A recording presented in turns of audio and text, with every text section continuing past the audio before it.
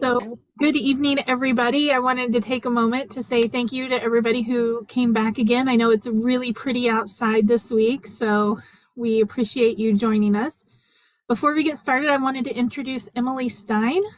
She is the third member of our trio that's been putting on this series. So, Emily, if you'll introduce yourself real quick. Absolutely. I'm Emily Stein. I'm out in the Scottsbluff area. I'm responsible for the horticulture aspect of the whole panhandle. So I handle anything that grows that's not a row crop. So that would be vegetables, fruits, insects, diseases, anything planty-ish is kind of my umbrella of experience. Okay, thank you, Emily. And tonight we're so excited to have Jamie Bright with us. And Jamie, I will turn it over to you. Thanks, Carol. I am Jamie Bright. I also work for Nebraska Extension, but I am a rural Prosperity Nebraska educator. I do community development, helping communities just improve their quality of life and trying to keep people in our rural areas. One of the things we do is work with businesses. We don't do quite as much one-on-one work as we used to do. We work more around business ecosystem development, but we have the basics of business planning. So that's what I'm going to visit with you about today. I'm going to share my screen. All right. Now, can we go around and do introductions quickly? I don't know if you did that last week and I missed it.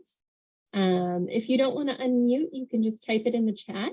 But if you will say where you're from and what you hope to grow or sell at the market, that will help me tailor the presentation a little bit.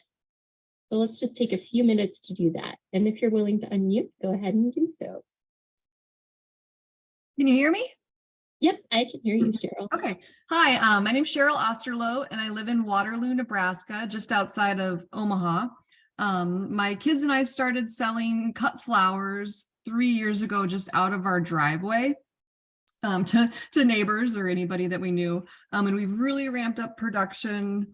We grow everything in our yard, but I'm going to have a ton of flowers this year. I found that the growing is easier than the selling. So that's what I really need some help with, is how to find my market. Great. Thank you, Cheryl. Anyone else want to jump in? Hi there, can you hear me? Yep, thank you, Gretchen. Awesome. Yes, my name is Gretchen Cruz. I live on an acreage north of Lincoln in Raymond, Nebraska. I have a huge garden that I always have way extra stuff, and I'm thinking about maybe doing a little market garden or something like that, trying to maybe up my game. So I'm just kind of gathering information and seeing where we might go. Thank you. And Tim put that he and Tracy are from Southwest Nebraska. I thought I saw someone else unmute. Yes, hi, I'm Kayla Mickley, and I live out in Bellevue, Nebraska. My husband was stationed out here 4 years ago, and we were in Okinawa in the last 4 years. So we're back in icy cold Nebraska. So I'm just really excited to get my garden started, and I'm also interested in growing excess to share. And so, yeah, so I'm here because I want to learn more about that, and eventually long-term goals. I'd like to have my own farm and sell at market and things like that. So I'm really excited to be here. Thank you. And Jen, are you able to unmute? Oh, there. Jennifer from Sydney. She is exploring options and curious if they can grow things for market instead of returning to the farm to row crop. And I forgot to say where I'm from. I work in the Southern Panhandle, so I'm in the Kimball office tonight. Kimball is where I live, but my main office is in Sydney. So hello, Jen. All right, we will go ahead and get started. Unless I missed anyone. If so, jump in.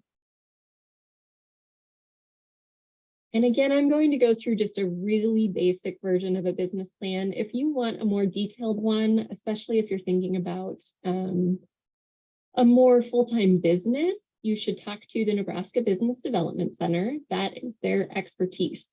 They will sit down and work with you and put together a business plan that has financial projections and help you figure out the cash flow piece. They're really good at that finance part. But the basics, when you're thinking about business plans, you need to consider what, why, who, when, where, and how.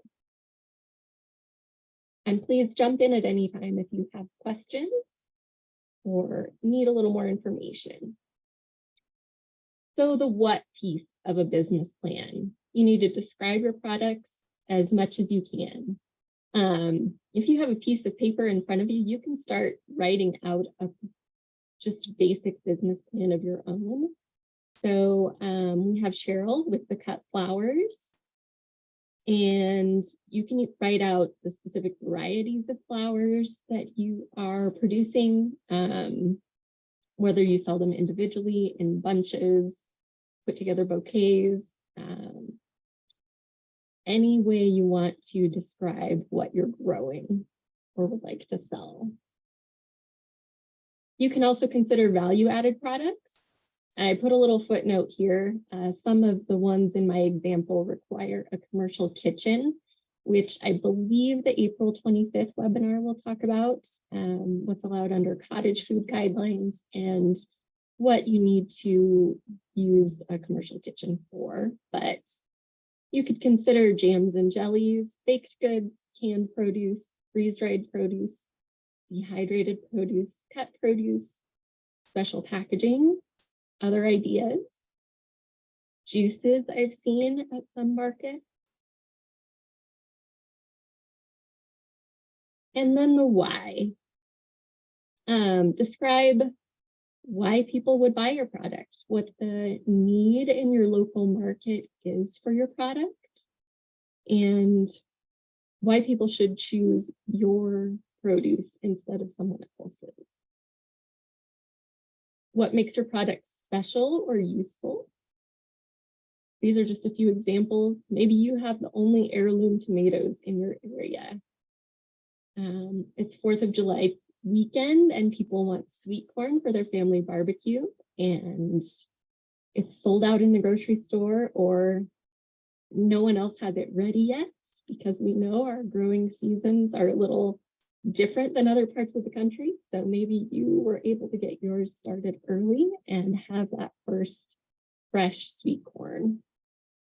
Maybe you make the best pepper jam in town. That was probably a bad example because I think pepper jam had certain requirements, but any other sort of value-added products that you might want to sell at the market, what makes them different from your competitors? Maybe your local grocery store doesn't have good produce, so you're trying to supplement things that are found in your local community. And then the who piece of your business plan. You need to think about who your ideal customer is. This will help you market it. And just think about different ways that people might be using your products. Some potential customers you could think of, and try to be really detailed. Having this picture in your mind really helps you envision how to sell your products. Say, maybe there's a busy mom who stops by the market who wants quick weeknight meals. If you are able to do produce that's more ready to go, again, I know there are some restrictions around that, but you could have bagged lettuce that's ready to throw in a salad, or cut vegetables if that's allowed in your production facility. Maybe a chef at a restaurant who wants unique ingredients comes to the market to see what's in season. Maybe there is a kid playing in the park where the farmer's market is held who just wants a quick snack. You might have a home canner needing bulk tomatoes to make their own salsa or tomato sauce. So be thinking about different pricing for bulk products rather than just individual products. You might have bakers who want, say, fresh rhubarb to make a pie. You might have an elderly man who buys the same staples at the market every single week. Say he wants 2 tomatoes every week and gets them fresh. They last him all week and then he comes back for more. With flowers, you can think about maybe weddings if you want to sell direct to customers, sell to flower shops, sell to offices who want fresh flowers in their office. You probably know Mother's Day is a great time, though you might not have any ready at that time, depending on the setup, whether or not you have a greenhouse. Just try to run through all the possible scenarios where someone might want your product and who that person would be. And then the when. Draw out a timeline for yourself and list all of the tasks you need to accomplish before market.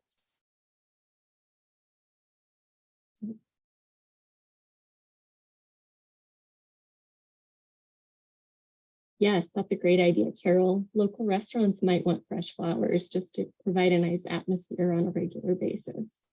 Hotels also are a great market for that.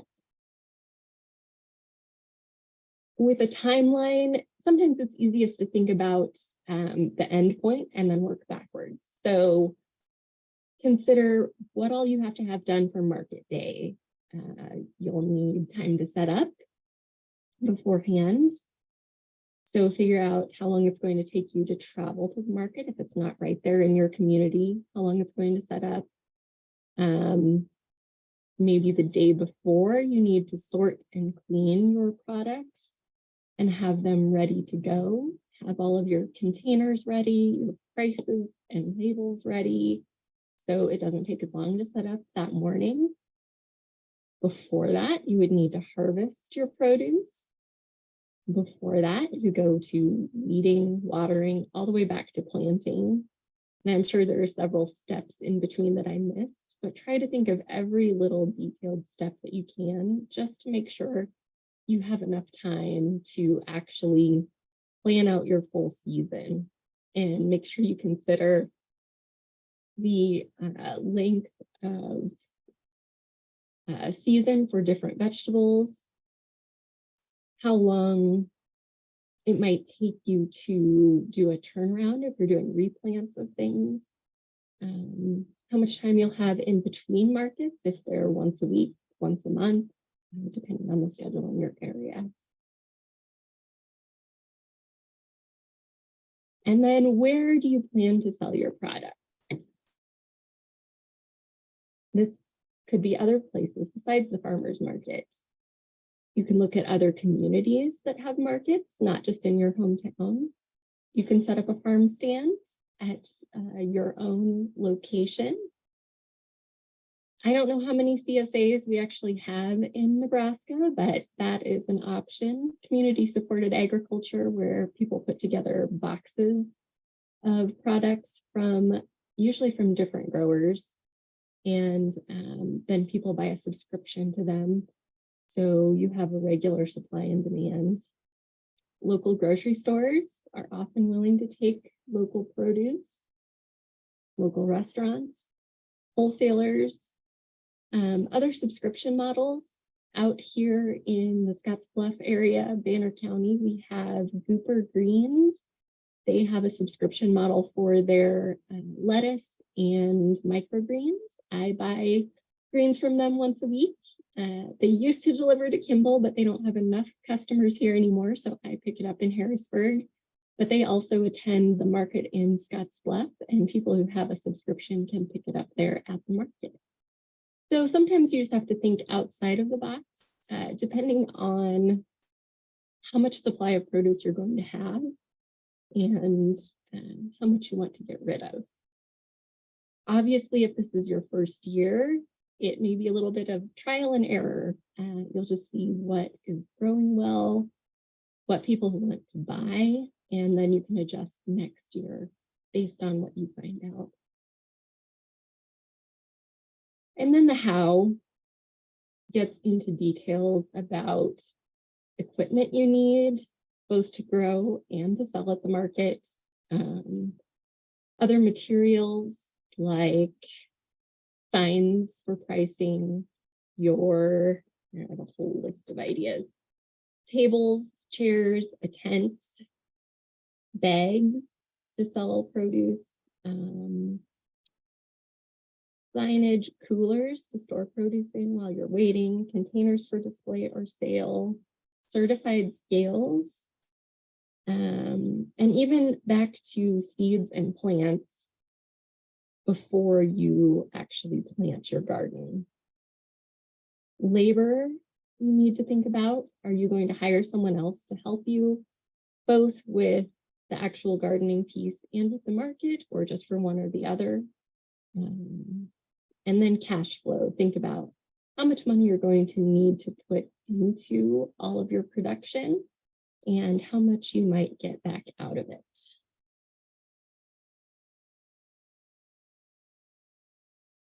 So a lot of people ask about grants when we're talking about small businesses, and they are pretty far and few between.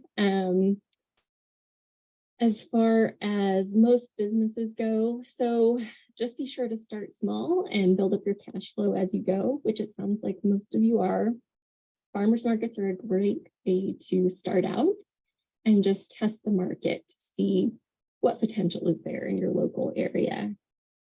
But you should also talk to your local economic development office if you want to expand a little bit more. Some of them may have startup financing loans, but just be aware that if they're tied to tax dollars, sometimes they require that the business is creating a certain number of jobs, or maybe that it has an actual commercial building in the community. So there are some restrictions around those. And then as far as pricing, I was going to pop a link in the chat if I can find it. The University of Nebraska Agricultural Economics Department has a great calculator to help you determine pricing, and just make sure you're thinking of everything you need to when you're considering the price. They have a spreadsheet that you can download that helps you consider all of the time involved in getting your product to market, advertising costs, transportation costs, the booth cost, other supplies, credit card fees, insurance, if that's applicable. On this scale, it's generally not. I do think maybe the Haymarket in Lincoln requires insurance. Someone correct me if I'm wrong, but I think I've heard that from someone before. So some of the larger markets do require liability insurance, but most of your smaller communities won't. And then we mentioned this a little bit as far as products, but when you're considering your price, you can compare it to others at the market and what makes your booth or your product special. Your prices should reflect your quality, the uniqueness of your products, your customer service, and the convenience. So again, if you have anything pre-packaged, pre-cut, where that's allowed, you can upcharge for that. If you have the only item, say of fresh sweet corn that week at the market, you can upcharge for that or set your own price. If everyone at the market has tomatoes at the same time, you'll really have to sell based on the quality of your product or price your items similarly to others at the market. Otherwise, you won't be as likely to sell your items. And then you have to consider what people are willing to pay. Some people will compare your prices to grocery stores, but most people know that's not always realistic at a market level, just depending on the actual product and the amount of time involved for harvest. It is easier to start out with a slightly higher price and then lower it if you aren't having much luck in selling it, either doing a discount late in the day or the next week coming back with a lower price. If you start out at a low price and then move to a high price, you'll probably see more complaints from customers. However, your steady customers, those ones who come every week for the same staple item, would appreciate seeing the same price stay throughout the season if possible, just to help them plan and budget. And then thinking about whether you accept both cash and credit cards. Consider your credit card fees when you're pricing, and you can either add an upcharge if people use credit cards versus cash, or just kind of build that into all of your prices, and you make a little bit more money if people use cash. And it's easier to use round numbers to make change, at least in 25-cent increments. That way, you don't have to count out pennies when you're counting out change in cash. That's where you're a little bit different than a store.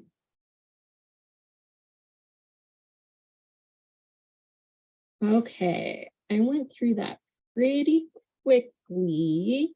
Let me see what I missed here, because I think I have some notes that I didn't have on the screen, but I wanted to leave plenty of time for questions.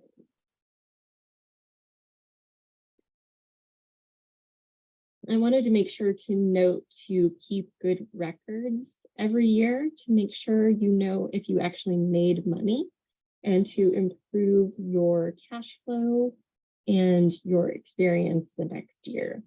You can just use a simple spreadsheet, just write it down on paper. It doesn't have to be fancy.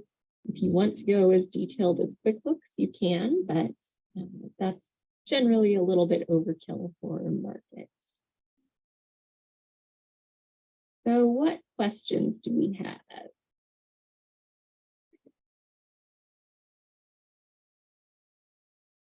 Was that too basic? Did you all know all of that already? Do you need more detail?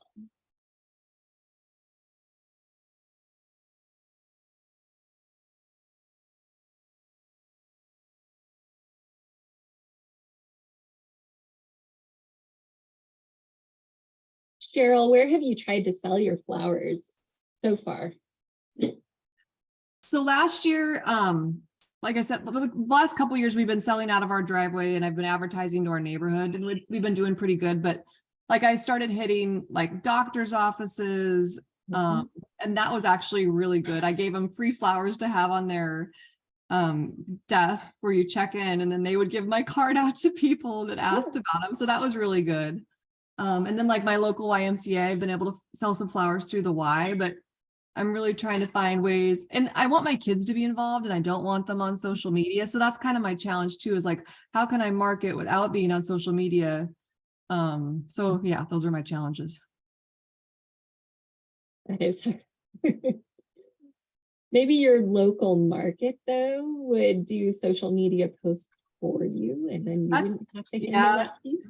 Our local market is so huge. It's almost like a carnival, and there's already a couple big vendors there. So I think it's pretty saturated. So I don't think I can get in down there and be successful. And we're a little bit different in how we market. Like we sell flowers that are ready to go in a glass vase. You take it home and you put it on your table. So they're already fully arranged and ready to go. It's not like you're buying a sleeve of flowers. So that's a little bit different too, because I can only produce so many bouquets in the morning to sell for that day. So you're competing more directly with florists, actually. Yeah, it's more of a made kind of, what I'd like to do is like a made to order. People call in the morning or the night before, then I have bouquets ready for them the next day. Nice.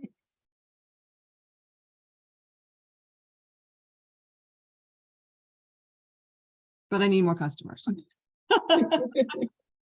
Well, I think the doctor's offices are a great start. And if you can think of other kind of niche markets like that. It's just so awkward for me. I'm not a salesperson, so it's hard for me to go into a business and say, hey, do you want to buy some flowers?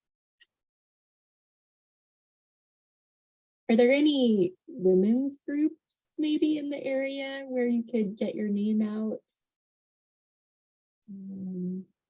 I'm trying to think of like, again, I don't know how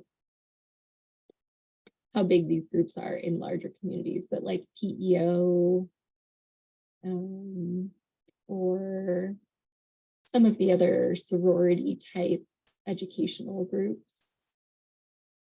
where a lot of their members are teachers and maybe they would like to have flowers in their classroom. Oh yeah. What was the one you referenced? PEO, Philanthropic Educational Organization. Okay, let me write that one down. Another group of folks that you might think about is looking at some assisted living facilities near you. Advertising there. Yeah, that's a great idea. I reached out to one in a nearby town last year and said, can I do like a fresh floral market, for your residents? But they never replied back to me. But yeah, I thought that too. That would be super perfect because, older people enjoy flowers and just coming out of their living and just having a little market there, I thought would be good. So maybe I'll try that again. Maybe I'll reach out again and be more aggressive. I'm trying to think of other businesses you could partner with too. I don't know, like a coffee shop or something, and say when people go in to order their morning coffee, they can order a flower bouquet at the same time. Yeah, that's a really good idea. But that's a good idea.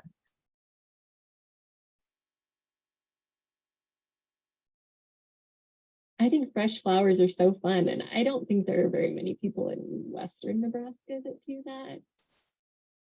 There might be one out of Oshkosh I've seen advertised. Yes, real estate. That's a great idea, Carol. If they have open houses. Yeah, that's a really good idea. Kim and Tracy, I'm trying to remember, are you down in the Grant area? I think you were on our class way back in January, or near Ogallala somewhere. Yeah, around Grant. Yes, changing community buying habits, especially in areas where farmers markets haven't been a thing.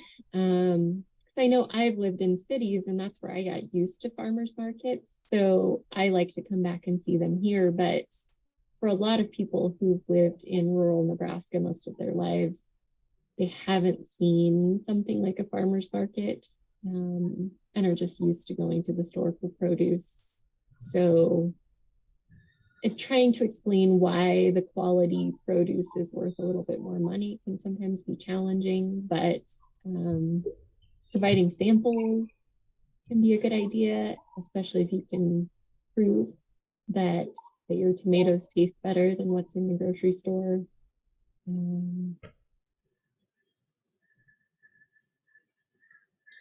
I can't remember, Carol, do we have a session coming up on marketing? Is that at the end? We have one on social media marketing predominantly. One question I had for you, Jamie, was why would a producer need a business plan to start with? I think it just helps you think of all possible scenarios and helps you be more successful right from the start. You can just throw yourself in and test the waters your first year, but you're more likely to be successful and actually make a little bit of money if you plan it out right from the beginning. Make sure you know all of your costs.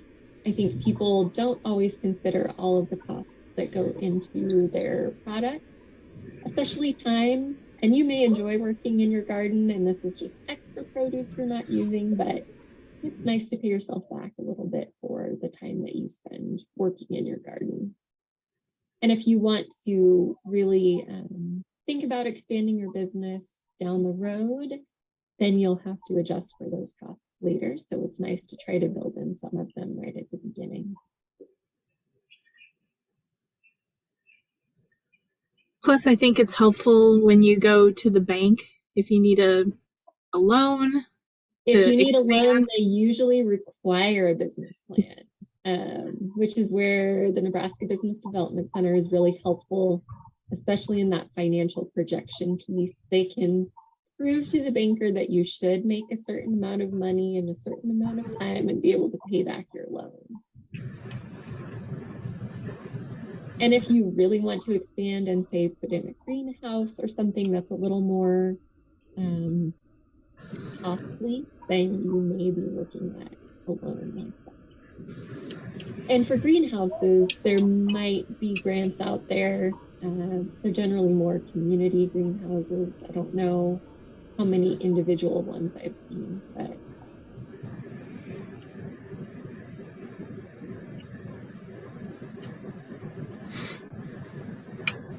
oh, I did not talk about registering businesses, Kayla. That's kind of up to you. I would say if you're just selling at the market level, you don't need to. I don't know if Omaha has any specific requirements around that. Some of the larger cities might. No, okay. In general, in Nebraska, business licensing and registration is pretty low key, especially with something like this that's considered more of a hobby business. So it's usually not necessary. However, if you do have to buy insurance, then sometimes it's easier to make it a more legitimate business, just to help keep your personal finances separate from your business finances. But again, I would use the market as a way to just test out and see if you think you can be successful selling your garden produce before you go to the headache and the expenses of registering a business, starting an LLC, or going through any of those steps.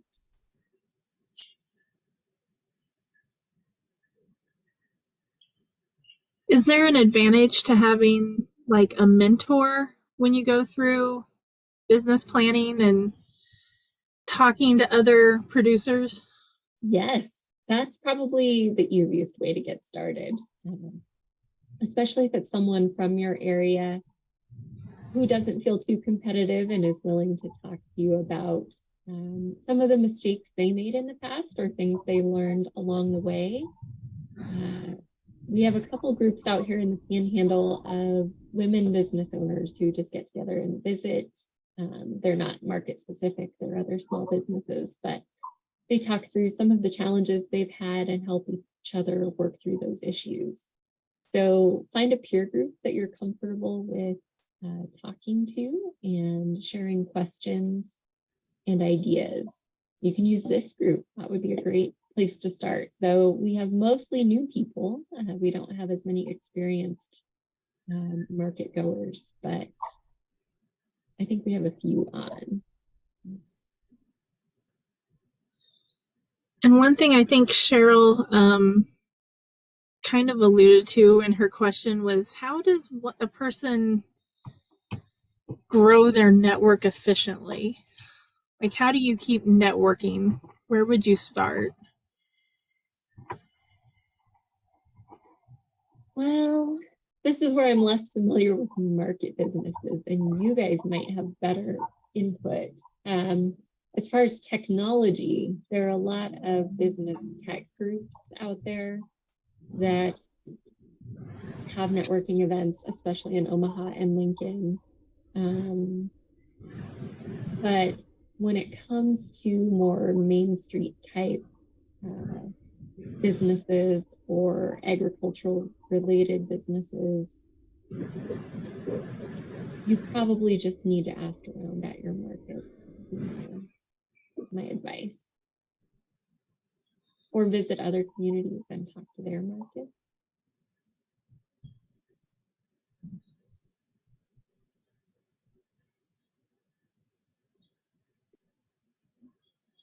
And Jamie, there was a question in the chat about what are those women business owner groups? And I'm going to reply to Jen in the chat. Okay. But they're pretty informal. It's just kind of a business owner leading them. One is with Double L Country Store in Harrisburg, and one with the Vault or Heirloom Market in Bear. And Jen, if you want that contact information, let me know. I can send you their email addresses or phone numbers.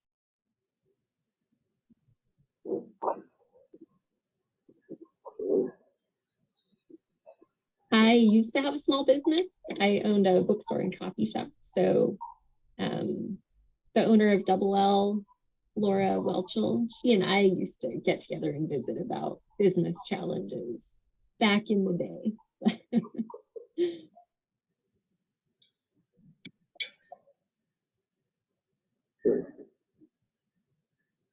And Lisa, I see you joined us late.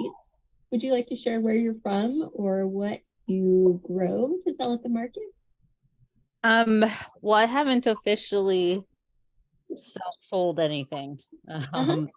So what I'm trying to figure out is if I'm going to or not. What I want to grow, what I'm currently growing are heirloom vegetables and fruits. I have a greenhouse that we just built this last few months, and so it's finally up and going. And I'm focusing more on using organic processes. At this point, I'm not seeking organic certification, but I'm looking out for like unique vegetables that are not commonplace here. So like your orange carrot, or not orange carrots, yellow carrots, purple carrots, black tomatoes. I'm looking mostly at rareseeds.com and using their seed. And I'm trying to use organic practices just because I have been doing that for a few years in my own garden. But I'm also looking at veganic because I'm a vegan.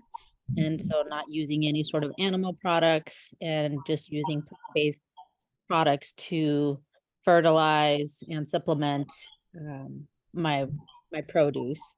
I'm also looking at producing like more products that are fitting for like the immigrant community. I'm actually Guatemalan, and my mom for years has asked me for this squash, and last year I found it and I grew it, and she's like, yeah, that's the one that I've been telling you about. And so I'm trying to see if I can fill a niche, I guess, for people who have come from other places. And just starting with that first squash is my attempt, I guess.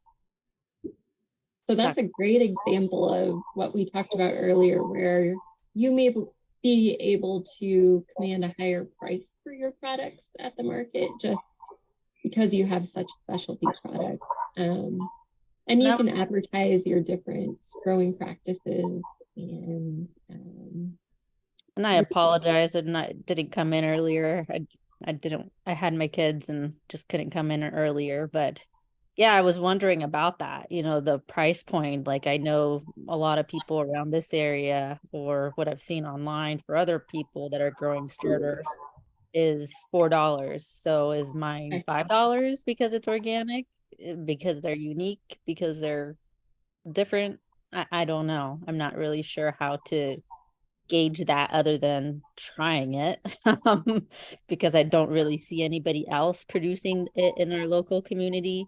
I've only gone to a little bit of the Grand Island market, and to the Hastings market is the one that I've typically gone to as a buyer and a family person, because there's a park and I can take my kids and have it be a family event for us to go to the market. So sorry if that's a lot more than you guys bargained for there.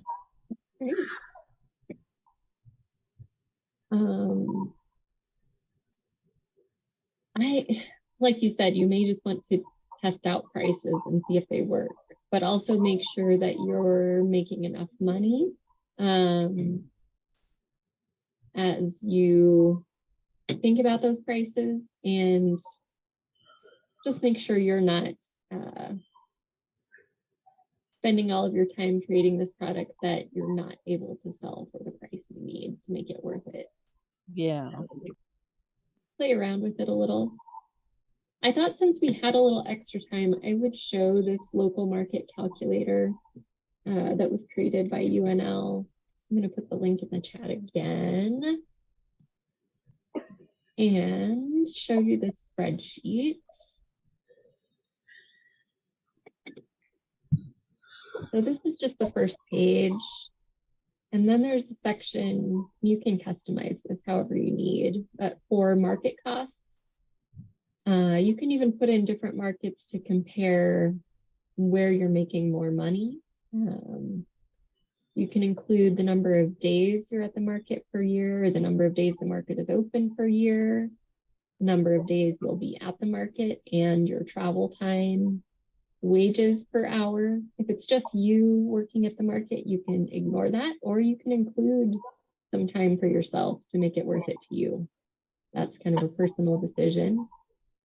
Your transportation costs, and any daily fees that you are charged from the market. So those are your shared costs. And then, then you add in your shared costs from the next spreadsheet.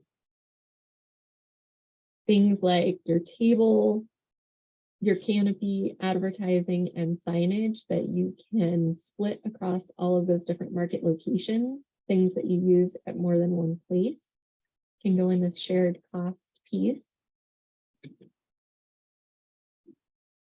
Then there is a sales detail and analysis section.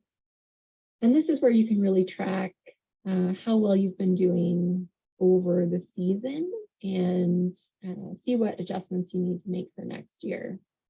So you can track how many items you sold at each market, the price you sold them for, and find your total revenues per market. And then this also helps you think about your marketing costs. It's a pretty complex spreadsheet. You don't have to go quite this complicated, but it is a good way to make sure you're considering all of the factors. Product loss, make sure you're accounting for discarded items, or if you are finding another way to use those items, if you have a way to prepare food that you're able to sell, then you can make up for some of those lost items. And there's a video that explains a little bit more about the spreadsheet on that website I put in the link. This is really great, Jamie. What about like equipment for production? How do you calculate, I don't know if you calculate payback, or like payback for a flower bulb? I can say, okay, in 2 years, this bulb is going to pay for itself. But what about some of your production equipment? How do you calculate that? Your longer term costs, Cheryl, is that what you're saying? Right. Again, you can figure what you would estimate the life of that item to be and try to spread it out across those number of years.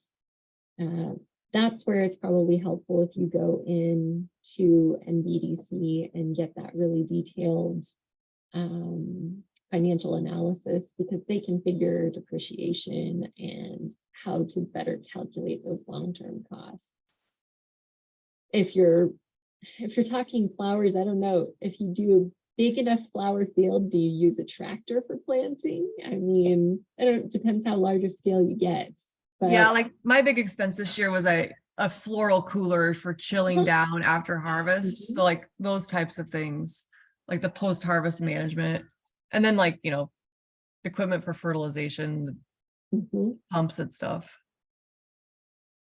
Do you turn in a personal property tax form to the county, Cheryl?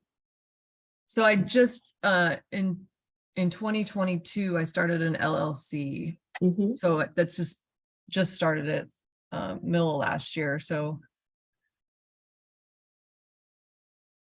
Because if you or your accountant figure up a depreciation worksheet to turn in with that personal property tax, that can help you come up with kind of those lifetime costs of items and how much they'll depreciate, and just help you calculate that. And yes, Carol put a link in the chat. And this is where I got some of the information, especially around pricing for my presentation. But there is a great document around successful sales at farmers markets. But Cheryl, let me get your email address and I will try to send you some contact information of people who can answer those more detailed questions. okay, I'll put it in the chat thing. Perfect.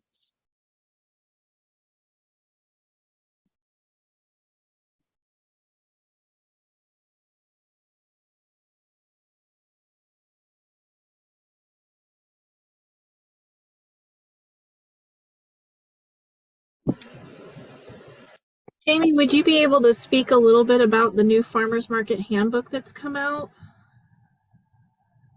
I know it's predominantly for market managers, but I think it's also a good resource for anyone who's interested in growing and selling at market. It is. Let me see if I can pull that up quick. Or do you have it handy, Cheryl?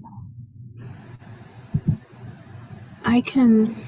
I think I have it. Okay.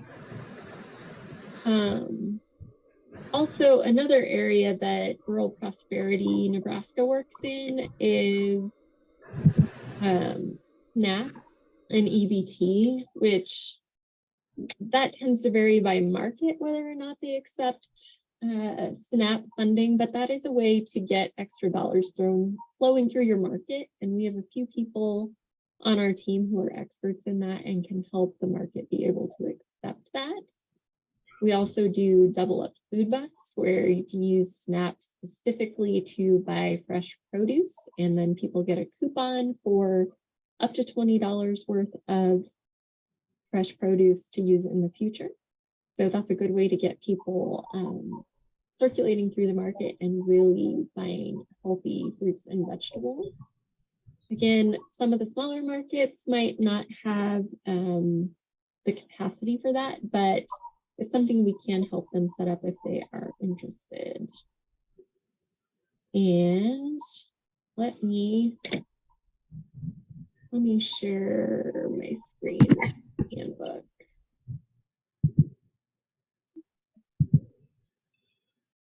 Except it's thinking. Just a second.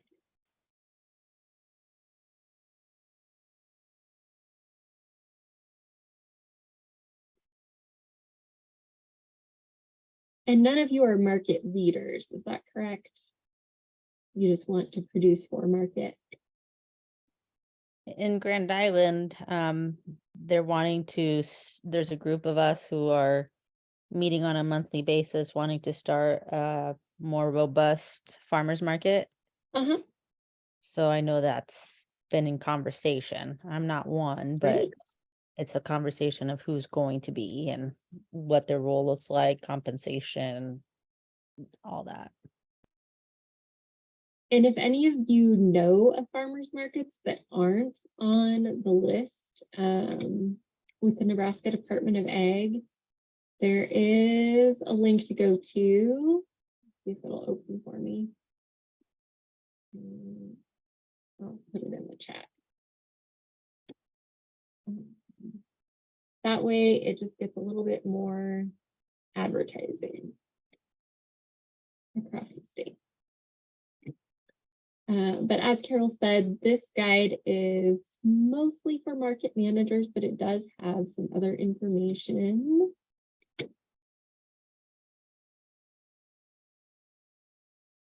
Specifically around marketing and advertising and ways to draw people into the market, like creating ambassador groups for the market, including local artists, working with your city, working with your extension educators. We have food, nutrition, health educators who can do some food demos. If there are any in your area, we're a little short staffed on that front right now, but I think they're trying to get back up to full capacity.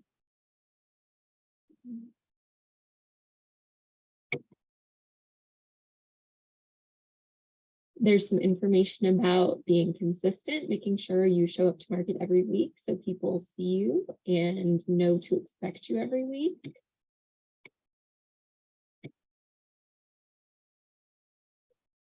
Also provides some information on different fees you might find at different markets, just things to be aware of when you're setting your budget and cash flow analysis.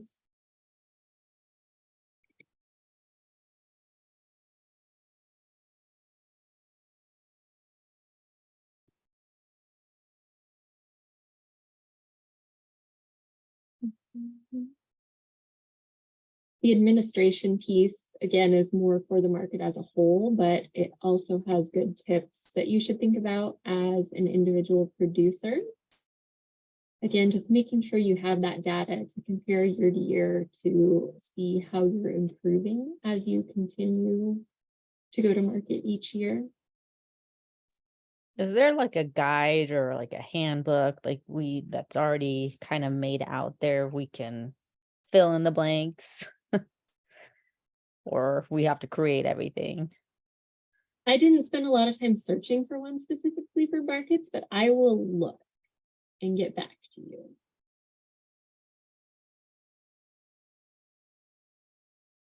Because there probably is one out there. Thank you.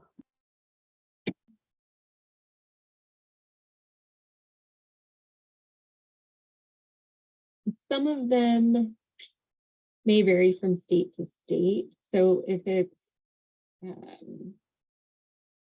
a guidebook from outside of Nebraska, you might just want to check on like insurance and business fees because those could vary. Here is a little bit, again, this is more for the market side, but it's examples of expenses and income and budgeting.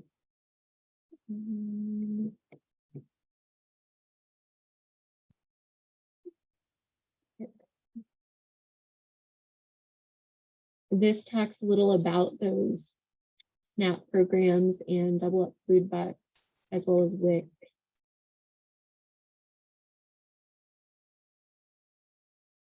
How to provide good customer service.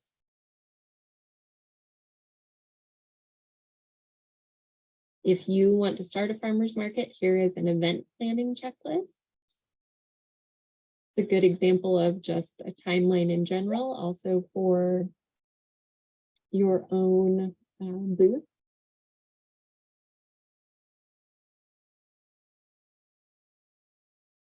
Branded merchandise, that's something you can do for your individual booth as well as the market can do as a whole.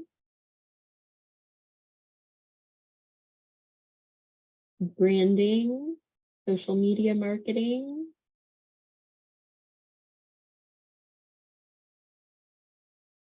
Some information on collecting data and its importance. Surveying.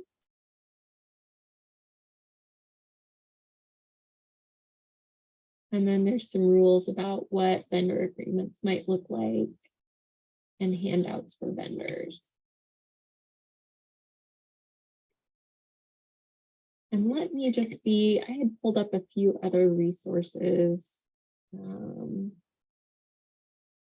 while I was putting together that pricing information. I don't think there was a full budget on any of them, but let me double check. Let's throw a few more links at you. Buy Fresh, Buy Local has some good information.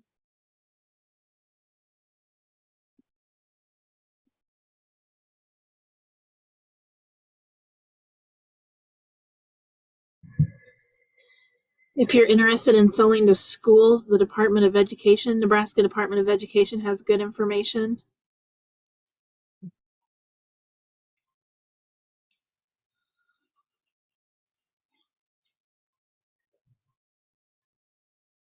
Focus on marketing.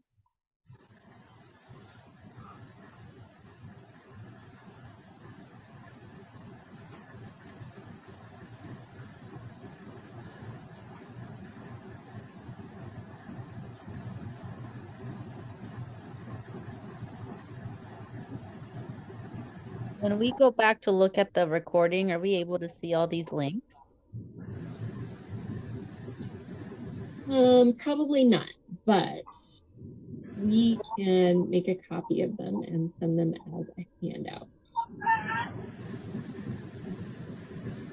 I will communicate with Jamie tomorrow, and we will get you a list of the handouts or the links that we've had tonight, and get them out to you tomorrow. So watch your email. Thank you, Tim and Tracy. We appreciate you coming. Some of the others, when I was just starting to search, pulled up more information for actual farm operations, not just market gardens. Here's one more.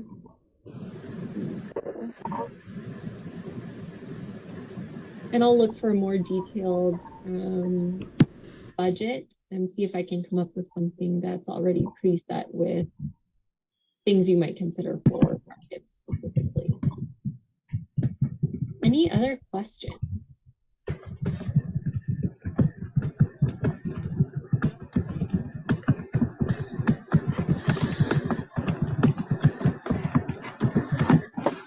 If not, Go ahead. thank you all for joining us today. Thank you. I really liked tonight how it was very interactive, so that was really helpful. Thanks. Oh, wait, one more thing. I have a survey for you to do. I forgot.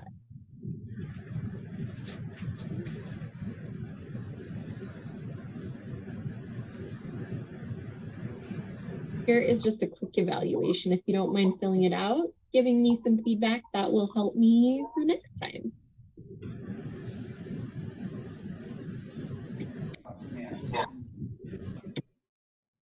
Great. We'll do. Well, thank you, Jamie, for your time tonight. We really appreciate it. I will be communicating with Jamie in the next day, and we'll get you those links. So watch your email tomorrow, probably afternoon. And I hope to see everyone next week. We're going to be talking about some of the regulations that you need to be aware of at the farmers market, like do you need scales and what do those scales have to do, and signage issues and things like that. So we hope to see you next week, same bat time, same bat channel. And I hope to see everyone next week. Thank you all for joining us tonight. Thank you, Carol.